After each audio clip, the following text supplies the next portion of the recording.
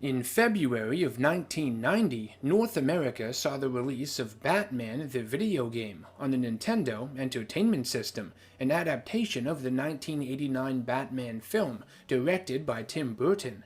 Honestly, when it comes to the NES as a whole, and its library of over 700 licensed games, I hate to say it, but less than half of those really hold up today, or ones you could easily pump multiple hours into. You have your classics, of course, like Mario, Zelda, Castlevania, Mega Man, Metroid, and the like, but the vast majority do show their age, and mechanically, graphically, however you want to put it, don't hold up well in today's gaming landscape. They won't give you as much mileage in terms of enjoyment. And when it comes to superhero games of this era, that number is even lower, because most of them are pretty forgettable, subpar, even downright shit, ones I don't recommend anyone ever play. There's no reason to. But sometimes there are exceptions, diamonds in the rough, and Batman the video game is one of them. In my honest opinion, it's the best superhero game from the third generation, really every generation of gaming leading up to it, making it really the first of its kind, the first to reach a level of greatness all the others before it failed to. Despite coming out over 30 years ago, I think Batman the video game holds up quite well. I might even consider it one of my favorite superhero games ever made.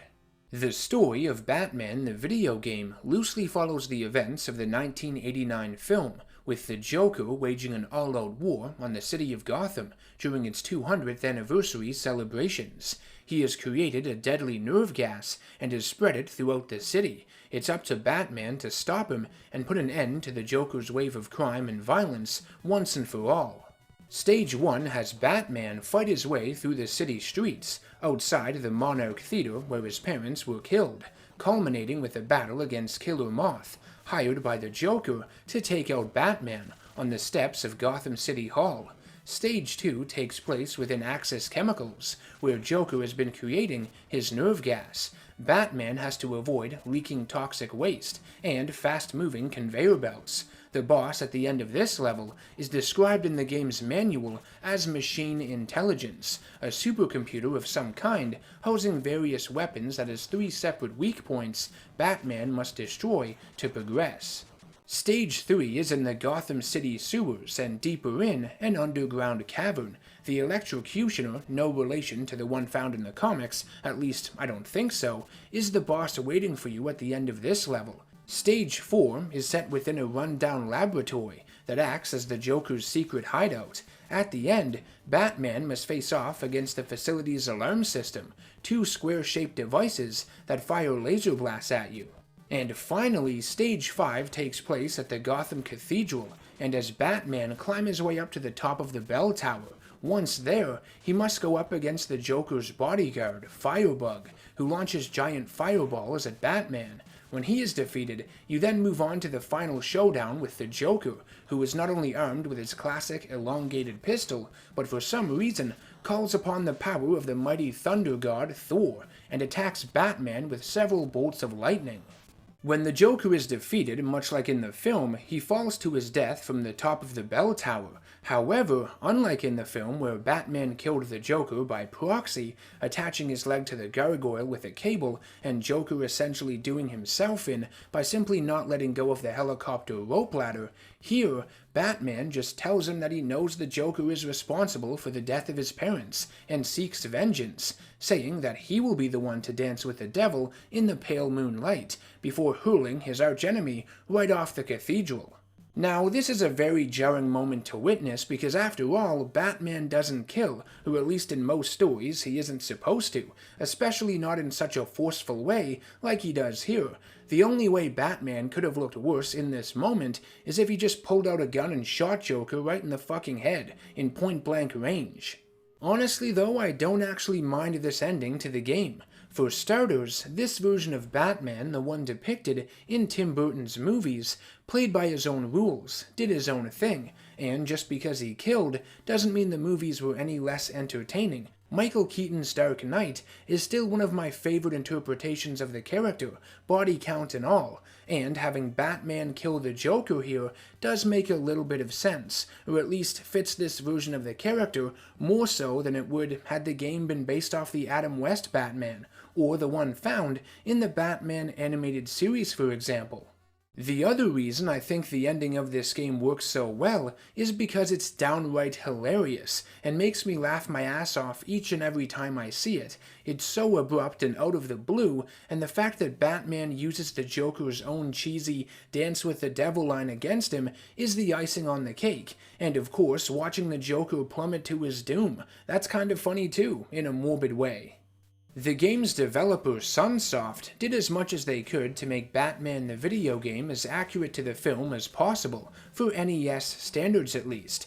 They also tried to incorporate some elements from the comics as well, as many of the minor enemies are notable Batman villains, such as KG Beast, Deadshot, and Maxi Zeus, according to the game's instruction manual, that is. Out of them all, the only one that looks anything like his comic book counterpart is Killer Moth. I feel Sunsoft was kind of lazy naming these characters, and slapped Batman villain names onto them just because they could. It doesn't mean they are actually supposed to be those characters or anything. Anywho, Batman the video game is a side-scrolling platformer that has you traverse its levels using a Ninja Gaiden-inspired wall jump.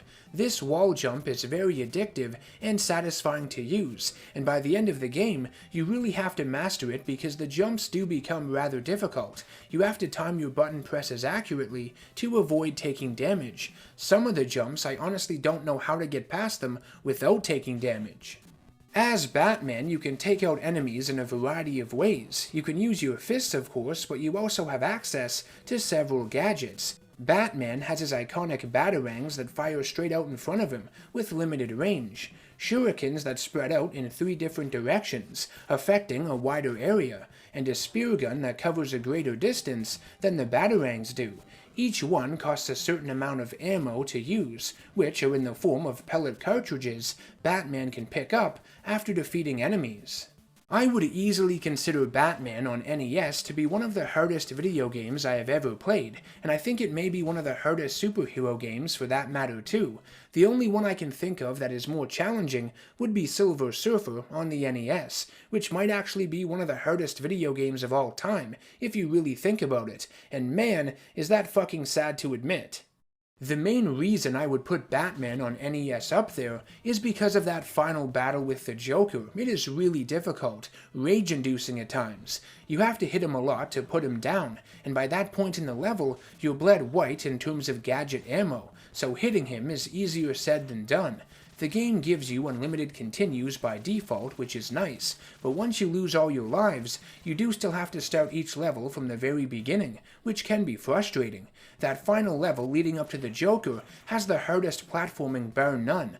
The best way for me to play this game, the way I enjoy it the most, is by playing with a few Game Genie codes. The two being unlimited lives, which eliminates the frustration of starting an entire stage from the beginning, even if you die on a boss, and the other, which gives you double the amount of pellets for each pickup, which essentially means you never run out of gadget ammo, or at least have way more than enough to deal with each boss, even the Joker, by the time you get to him. Playing with these codes may be cheating, but it makes the game far more tolerable and enjoyable for me, so at the end of the day, I don't really care. Batman, the video game, is one of my favorites on the NES, and when it comes to superhero titles from the first 3 generations of video gaming, I think it takes the award for being the very best, because prior to it, they had ranged in quality a great deal. Many of them are quite forgettable and not worth your time. It may be rather old and outdated, and suffers from a few flaws, mainly with its difficulty, but Batman on NES still holds up rather strongly. I can pop it into my console on any day of the week and still have a blast playing it. I think it's a fairly strong adaptation of the 1989 Batman film, and follows the movie about as well as it could have, given the limitations of the NES hardware. I think the Sega Genesis version of Batman the video game was a bit stronger than this game was in terms of film accuracy, but that's a review for another day. This has been NerdGasm. I want to thank you all for watching this video. If you enjoyed it, please subscribe to the channel and hit that bell icon to be notified of all future content I release on here. You can also help support the production of these videos by becoming a patron for my channel over on patreon.com.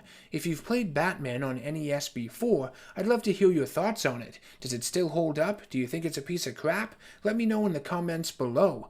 I will see you all in the next video. Take care and stay nerdy.